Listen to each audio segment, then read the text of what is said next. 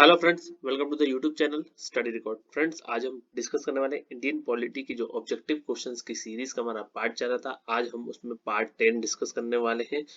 Friends, part 1 to part 9 upload हो चुके हैं। मेरी आप सबसे रिक्वेस्ट है कि आप पार्ट 10 देख रहे हैं तो पहले के पार्ट्स आप जरूर कवर कर लीजिए, जिसमें हमने बहुत सारे टॉपिक कवर कर लिए हैं। आज के पार्ट में हम स्टार्ट करने वाले हैं राज्य के नीति निदेशक तत्व एवं मौलिक कर्तव्य से जो इम्पोर्टेंट ऑब्जेक्टिव क्वेश्चंस रहेंगे वो हम कवर करेंगे। हर सेशन में हम 15 क्वेश्चंस डिस्कस कर रहे हैं। फ्रेंड्स, 1000 क्वेश्चंस की ये सीरीज है इंडियन पॉलिटी की। ये आपने कवर कर ली तो कोई भी क्वेश्चन आपका मिस नहीं होगा। और friends, ancient history, medieval history और मॉडर्न हिस्ट्री के ऑब्जेक्टिव क्वेश्चंस की प्लेलिस्ट तैयार है। आप उनको प्लेलिस्ट में जाकर देख सकते हैं या उन वीडियोस की लिंक मैं आपको इस वीडियो के डिस्क्रिप्शन बॉक्स में प्रोवाइड कर दूंगा, तो आप वहां जाकर भी उन वीडियोस को एक बार देख सकते हैं।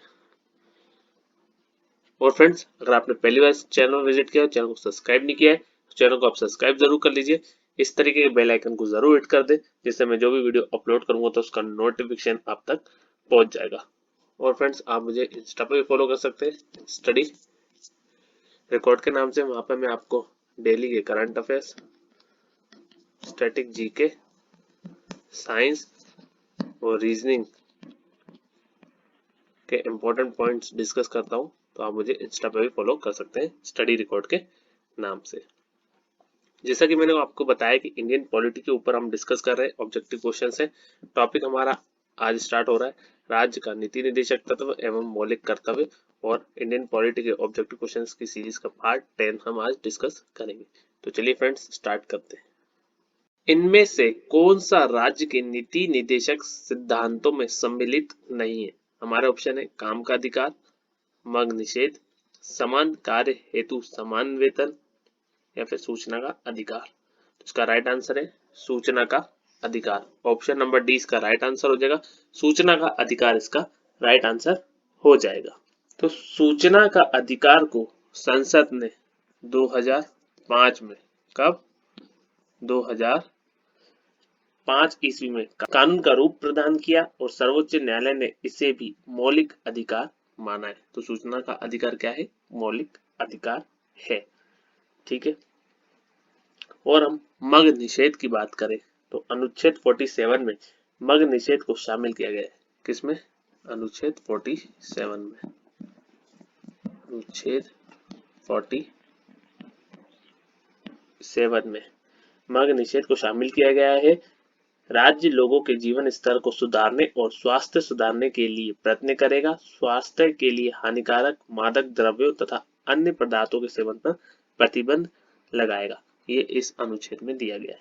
ठीक है। और समान कार्य हेतु समान वेतन, ये दिया गया है अनुच्छेद 39 में। ठीक है, यहाँ मैं 39 कर देता हूँ। ठीक है। और काम का अधिकार राज्य कर्मचारियों के लिए निर्वाह मजदूरी का प्रबंध करेगा, तो 43 आर्टिकल में दिया गया है। ठीक है, तो ये आपको याद रखना है। तो चलिए फ्रेंड्स, नेक्स्ट क्वेश्चन हम डिस्कस करते हैं। कल्याणकारी राज्य की संकल्पना का समावेश भारत के संविधान में है। मौलिक अधिकारों में, प्रस्तावना में, राज्य के नीति निदेशक तत्वों में, या फिर चौथी अनुसूची में? तो इसका राइट आंसर है राज्य के नीति निदेशक तत्वों में। ऑप्शन नंबर सी इसका राइट आंसर हो जाएगा। राज्य के नीति निदेशक तत्व इसका राइट आंसर हो जाएगा। तो राज्य के नीति निदेशक तत्वों के आधार पर ही संविधान निर्माता के दार्शनिक विचार एवं जनता की सामाजिक न्याय एवं समानता के अधिकार की संकल्पना की जानकारी प्राप्त होती है। इससे ही यह पता चलता है कि भारत एक लोक कल्याणकारी राज्य है। ठीक है। तो आपको यह याद रखना है कि कल्याणकारी राज्य की संकल्पना का समावेश भारत संविधान में है, राज्य के नीति निदेशक तत्वों में। ठीक है। चौथी अनुसूची की अगर मैं बात करूं तो इसमें राज्य एवं संघीय क्षेत्रों के राज्यसभा में प्रतिनिधित्व का विवरण है।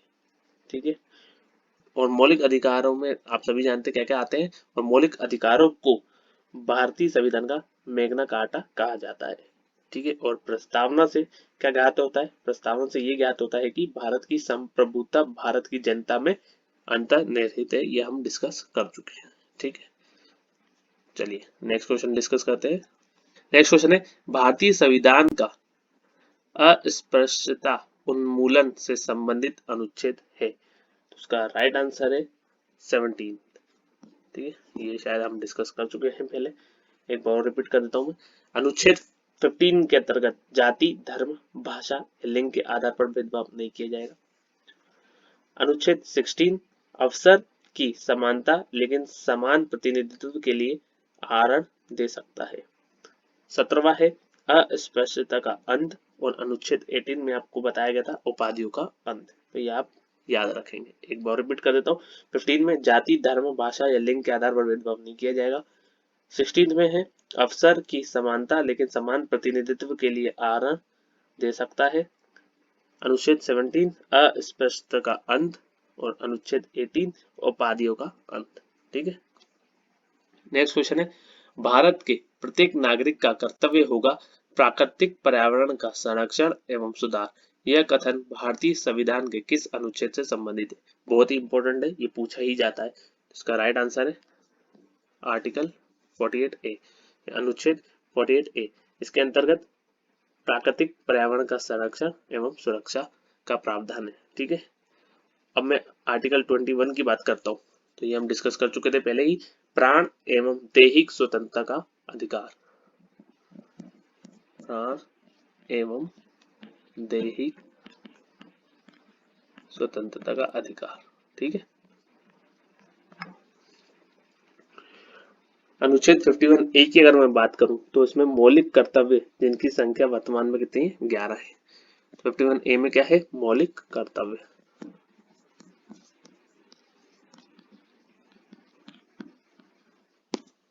ठीक है, और अनुच्छेद 56 की बात करूं तो इसमें राष्ट्रपति का कार्यकाल है। क्या है?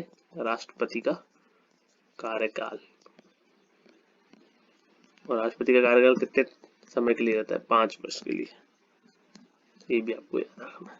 ठीक है, तो आपको समझ में आ गया होगा। चलिए नेक्स्ट क्वेश्चन डिस्कस करते हैं। नेक्स्ट क्वेश्चन है किसने कहा था राष्ट्र का नीति निदेशक तत्व ऐसा चेक है जिसे सुविधा पूर्वक बुनाया जा सकता है? तो ये कहा था केटी शाह ने। ऑप्शन नंबर 20 का राइट आंसर हो जाएगा। केटी शाह इसका राइट आंसर हो जाएगा। तो केटी शाह का कथन था राज्य का नीति निदेशक तत्व ऐसा चेक है जिसे सुविधाजनक बुनाया जा सकता है। ठीक है, नेक्स्ट क्वेश्चन है नागरिकों के लिए समान सिविल संहिता किस अनुच्छेद में है?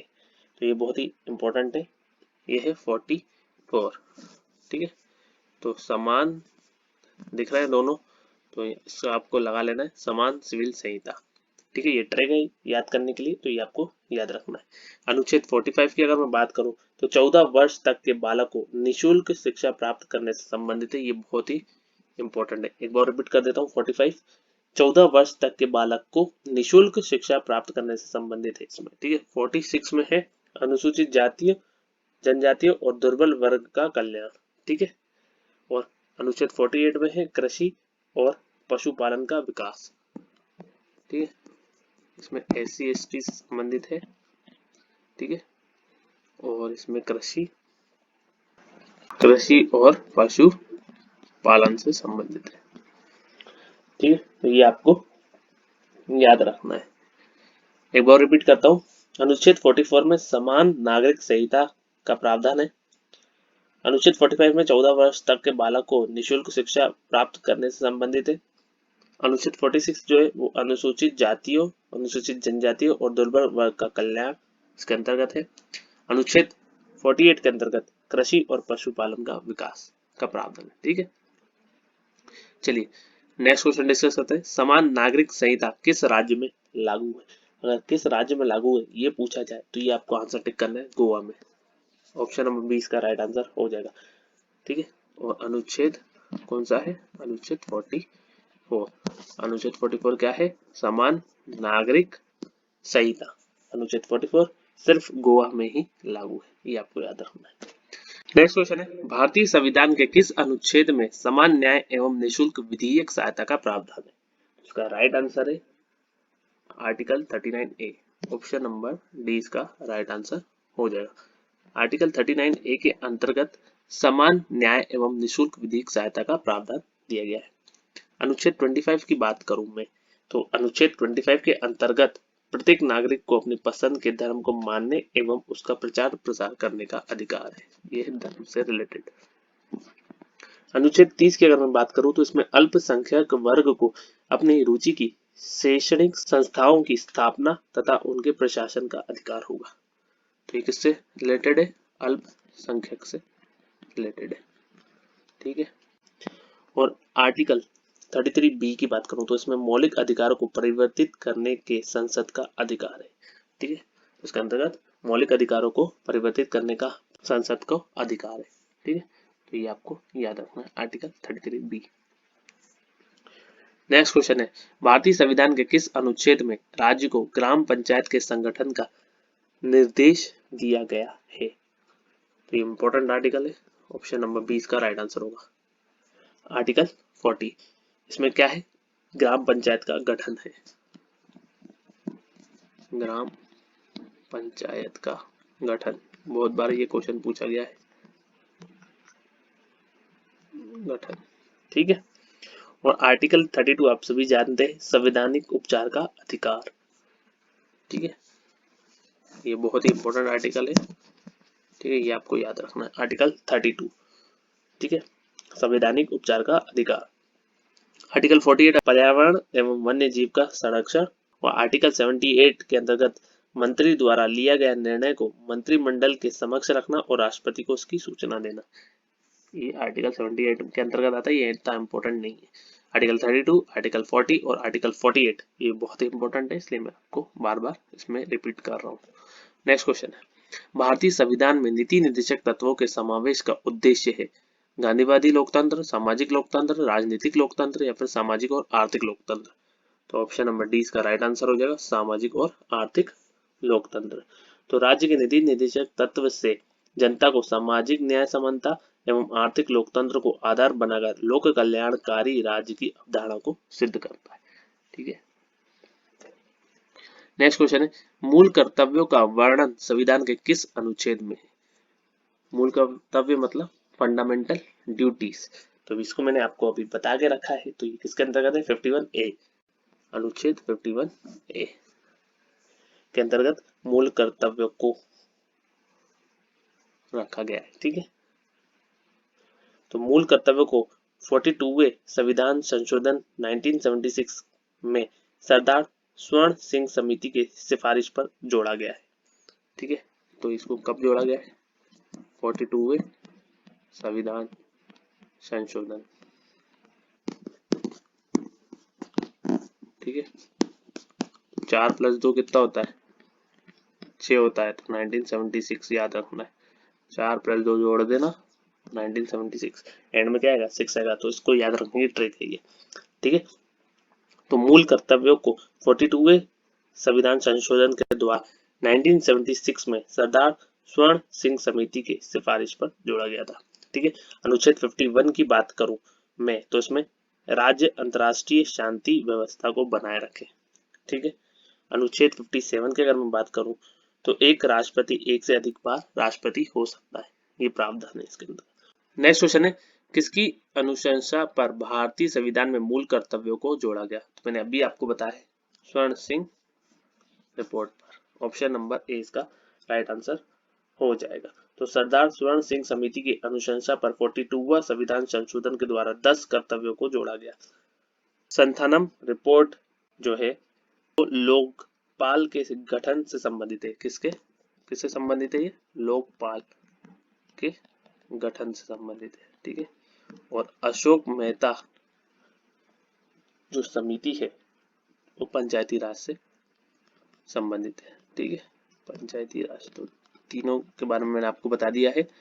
मूल कर्तव्यों को किसकी अनुशंसा पर जोड़ा गया है? तो स्वर्ण सिंह समिति पर, अशोक मेहता समिति पंचायती राज से संबंधित है, संथानम समिति लोकपाल के गठन से संबंधित है। ठीक है, चलिए नेक्स्ट क्वेश्चन है, कार्यपालिका न्यायालय के पृथक्करण का सिद्धांत संविधान के किस भाग में वर्णित है? तो उसका राइट आंसर है राज्य के नीति निर्देशक तत्व। तो राज्य का नीति निर्देशक तत्व का अनुच्छेद 50 कार्यपालिका एवं न्यायपालिका के बीच शक्ति के पृथक्करण के लिए कार्य करेगा और प्रस्तावना को संविधान का आत्मा एवं कुंजी कहा गया है। किसको? प्रस्तावना को संविधान का आत्मा एवं कुंजी कहा गया है। मौलिक अधिकारों को संविधान का मैग्ना कार्टा कहा गया है। ठीक है, संविधान मौलिक अधिकारों को क्या कहा गया है? संविधान का मैग्ना कार्टा कहा गया है। आई होप फ्रेंड्स आप सभी को ये वीडियो पसंद आया होगा। अगर फ्रेंड्स आपको ये वीडियो पसंद आया तो लाइक जरूर करें, शेयर करें अपने फ्रेंड्स के साथ, और स्टडी से रिलेटेड कोई भी व्हाट्सएप ग्रुप हो तो उस ग्रुप में आप इस वीडियो को जरूर शेयर कर दीजिए। और फ्रेंड्स अगर आपने अभी तक चैनल को सब्सक्राइब नहीं किया है तो चैनल को आप सब्सक्राइब जरूर कर लीजिए और इस तरीके के बेल आइकन को जरूर हिट कर दें, जिससे मैं जो भी वीडियो अपलोड करूंगा तो उसका नोटिफिकेशन आप तक पहुंच जाएगा। और फ्रेंड्स आपको वीडियो कैसा लगा ये आप मुझे कमेंट बॉक्स में कमेंट करके बताएंगे। अगर वीडियो अच्छा लगा हो तो आप एक लाइक जरूर कर दीजिए, जिससे मुझे मोटिवेशन मिलता है। Thank you friends for watching, have a nice day, thank you.